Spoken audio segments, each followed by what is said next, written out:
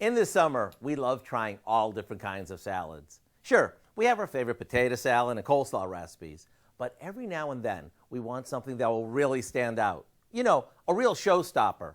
Well, you're in luck, because the tortellini salad we're making today is just that. We start by cooking some tortellini according to the package directions.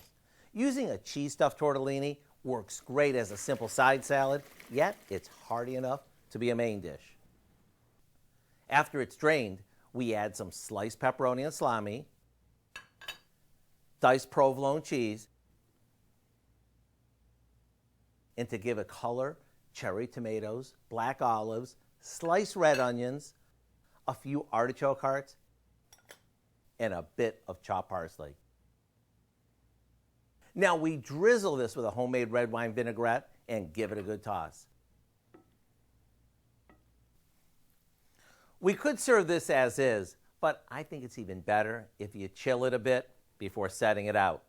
This summer salad has everything you could want. It's easy, it's colorful, it's tasty, and it feeds a crowd. To get the recipe for our new Italian Tortellini Salad, all you have to do is visit our website. And let me assure you, this is loaded with flavor.